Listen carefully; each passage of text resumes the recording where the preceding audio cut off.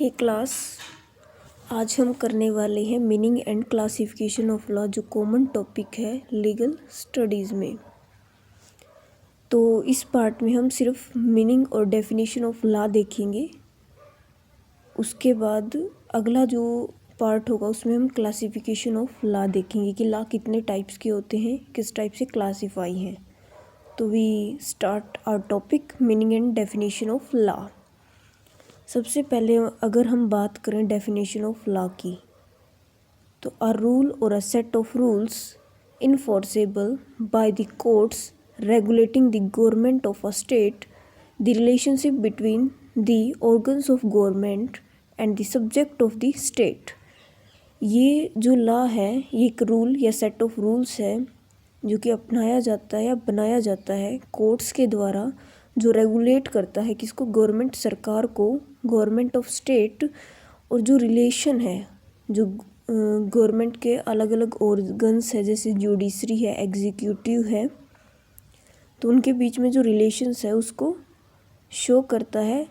And the subject of the state and the relation और conduct of subject towards each other, और जो relation या conduct होता है यानी कि जो बिहेवियर होता है किसी भी पर्सन का, सब्जेक्ट का एक दूसरे के प्रति, उसको क्या करता है, कंडक्ट करता है। ठीक है। और इन अदर वर्ड्स, दूसरे शब्दों में हम कह सकते हैं आ रूल और बॉडी ऑफ रूल्स, ये रूल है या फिर बॉडी ऑफ रूल्स है या सेट ऑफ रूल्स है जो कि बनाया जाता है by the legislature.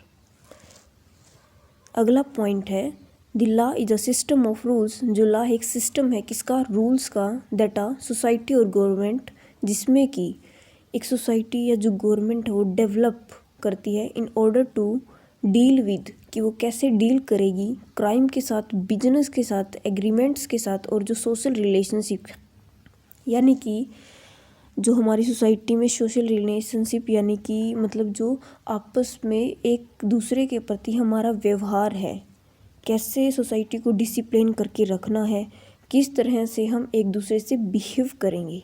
Okay.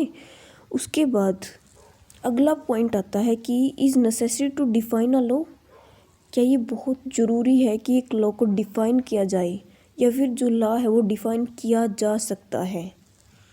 We can not define the law in 1 और 2 सेंटेंसेस, हम जो लॉ है, कानून को जो है एक या दो जो सेंटेंसेस हैं, वाक्य है, उनमें जो है हम इसको डिफ़ाइन नहीं कर सकते। वो क्यों?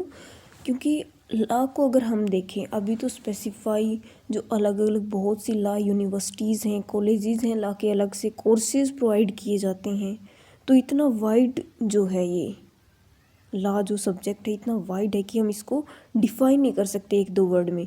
सो we can not define the law in 1 और 2 sentences. The dynamic and the law is made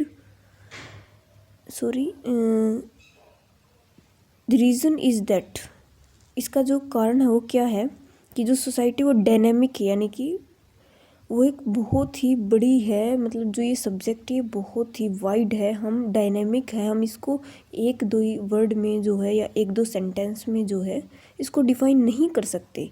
and the law is made for the regulating of society, और जो लॉ है वो बनाया गया है सोसाइटी को रेगुलेट करने के लिए। ठीक है, कि किस तरह से हम एक दूसरे से बिहेव करेंगे, सोसाइटी में जो चीज़ें हो रही उसको कैसे कंट्रोल करेंगे, सोसाइटी को कैसे डिसिप्लिन में रखेंगे। So how you can give a static, कि किस तरह से हम जो एक स्टैटिक डेफिनेशन लॉ की है सोसाइटी में, हम नहीं दे सकते एक स्टैटिक डेफिनेशन, क्योंकि जो सोसाइटी वो एक बहुत ज़्यादा डायनेमिक है अपने आप में। ठीक है। उसके बाद है इसके जो मेजर स्कूल ऑफ थॉट्स हैं वो दो हैं, major school of thoughts of law. पहला positivism, positive theory of law जिसमें आता है। सेकंड है नेचुरलिज्म, जिसमें कि नेचुरल थ्योरी ऑफ लॉ आता है। हम एक एक करके दोनों को पढ़ेंगे। सबसे पहले है positive theory of law, positivism. ठीक है, तो इसको हम क्या कह सकते हैं, it is also read as man made law, इसको हम मैन मेड लॉ के रूप में भी पढ़ सकते हैं। It is also read as man made law. उसके बाद है second point, founder of positive theory of law is, जो फाउंडर है पॉजिटिव थ्योरी ऑफ लॉ वो कौन है? Johan Austin. जोहन ऑस्टिन को हम अक्सर जो है लीगल मेथड या लॉ में जो है ये डेफिनेशंस है जो लॉ में जो है अक्सर पढ़ेंगे जोहन ऑस्टिन को, ठीक है। Austen's definition of law, Austin की जो डेफिनेशन है लॉ की वो क्या है? अ law is command of sovereign backed by the section. जो लॉ है, लॉ क्या है? एक क्या है? कमांड है लॉ, किसके थ्रू? ऑफ सोवरेन, सोवरेन की एक कमांड है law, backed by the section, जो कि और इसके पीछे जो है अगर उस कमांड को गलत किया जाता है, वायलेट किया जाता है तो उसके लिए क्या है? सज़ाएं भी बनी हुई है। जैसे कि अगर मान ले हम ड्राइव कर रहे हैं, हमने जो यदि हम कार में ड्राइव कर रहे हैं, हमने सीट बेल्ट नहीं लगा रखी तो हम वायलेट कर रहे हैं रूल को। रूल बनाया हुआ है गवर्नमेंट ने कि सीट बेल्ट लगानी है, उस वायलेशन का क्या है? सज़ा भी है। क्या है सज़ा? फाइन है, ठीक है। तो a law is a command of sovereign backed by the section. उसके बाद है next point, according to positivist there are 3 ingredients of law are. वो 3 इंग्रेडिएंट यही है, कमांड, सोवरेन, सेक्शन। कमांड क्या होता है? कमांड एक चीज़, एक काम होता है जो कि किया जाना चाहिए या किया नहीं जाना चाहिए, और कमांड करता कौन है? सोवरेन। सोवरेन मतलब वो जो है वो कम्युनिटी, वो इंसान, वो पर्टिकुलर पर्सन जिसके ऊपर कोई दबाव नहीं होता, वो जो कि जिस पे किसी की पाबंदी नहीं होती, जो किसी की मोहताज नहीं होते। जैसे इंडिया में कौन कमांड करता है? Parliament, okay. सैंक्शन, और सैंक्शन क्या होती है? सज़ा। यदि उस कमांड को वायलेट किया जाए, सोवरेन की उस कमांड को वायलेट किया जाता तो उसकी सैंक्शन सज़ाएं हैं, जैसे कि सीट बेल्ट का एग्जांपल मैंने आपको दिया था। नेक्स्ट आता है सेलमेंट्स डेफिनेशन। सेलमेंट की डेफिनेशन क्या है? तो वो है law is the body of principles. Law जो है क्या है? एक बॉडी है, किसकी? प्रिंसिपल्स की। किसके principles? Recognized and applied by the state, जो कि रिकग्नाइज किए जाते हैं, अप्लाई किए जाते हैं किसके द्वारा? स्टेट के द्वारा। इन एडमिनिस्ट्रेशन ऑफ जस्टिस, किसमें? एडमिनिस्ट्रेशन में, किसके लिए? जस्टिस के लिए, ठीक है। ये जो है क्या है?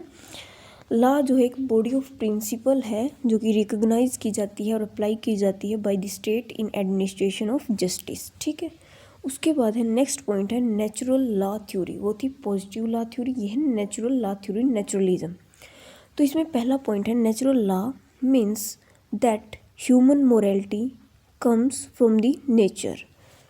नेचुरल लॉ का मतलब क्या है कि जो ह्यूमन मोरालिटी है वो कम्स, आती है कहाँ से? नेचर से ही आती है।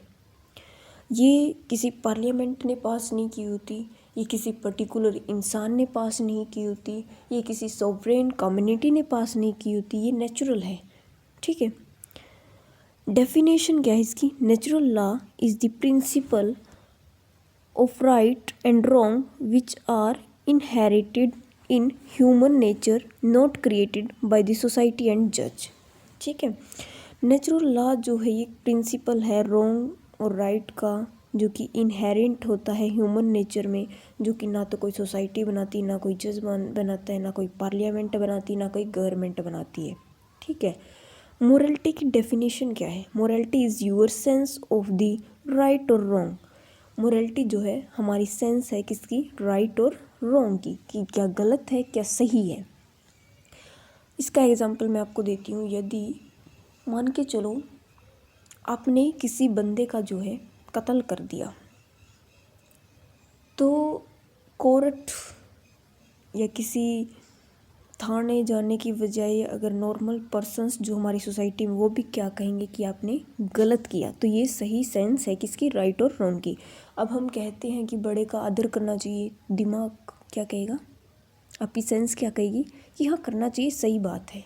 और अगर कहें कि हमें किसी बड़े की पिटाई करनी चाहिए, उनको गंदा बोलना चाहिए, तो आपकी सेंस या दिमाग क्या कहेगा कि नहीं, गलत है। तो ये था मीनिंग ऑफ लॉ। इसमें positive natural theory of law थी, ठीक है। सालमन और ऑस्टिन की जो है डेफिनेशन मैंने आपको बताई। तो नेक्स्ट पार्ट में हम पढ़ेंगे classification of law. Thank you so much.